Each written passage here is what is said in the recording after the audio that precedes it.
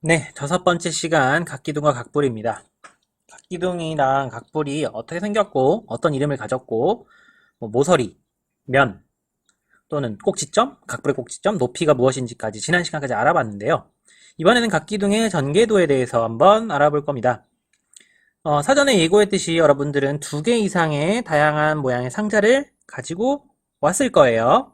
좀 작았으면 좋겠고 도화지 하나 더 있었으면 좋겠어요. 밑에 보이는 사진처럼 우리가 상자를 이렇게 분해해 보면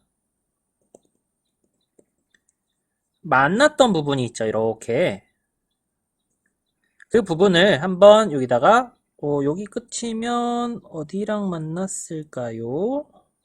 저 여기랑 만났겠죠? 이런 식으로 같은 색으로 한번 표시해 보고요. 꼭지점도 한번 표시해 볼까요? 꼭지점.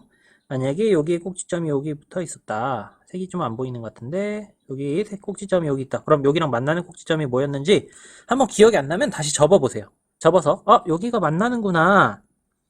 여기가 다시 만나는구나. 이렇게 해서 내가 가지고 있는 상자를 한번 색으로 표시해서 여기서는 밑면이 요거랑 요게 밑면인 것 같다. 밑면 표시해보고 옆면도 옆면이 여기구나. 여기 옆면이에요. 표시해보고요.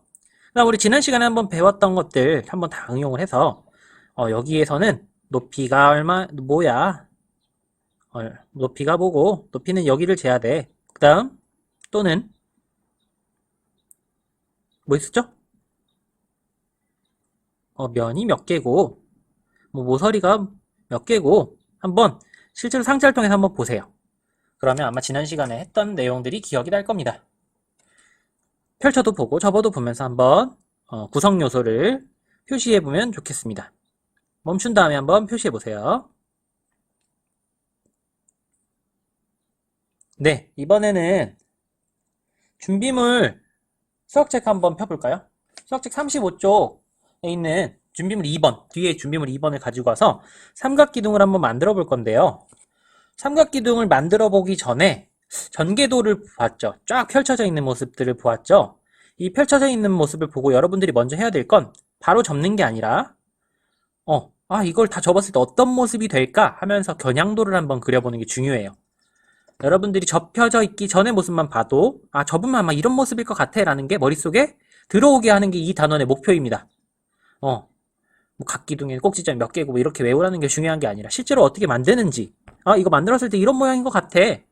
우리가 건물도 지어보기 전에 우리가 지었을 때는 이런 모습이 될 거예요 라고 그림을 그려보고 설계도를 만드는 것처럼 여러분들도 건물 다 지어놓고서 이거 잘못됐네 라고 해서 부시고 다시 지을 수 없잖아요. 또 돈이 얼마나 많이 들어요? 그것처럼 여러분들도 한번 짓기 전에 만들어 보기 전에 한번 상상으로 어떤 모양이 나올지 한번 만들어 보세요.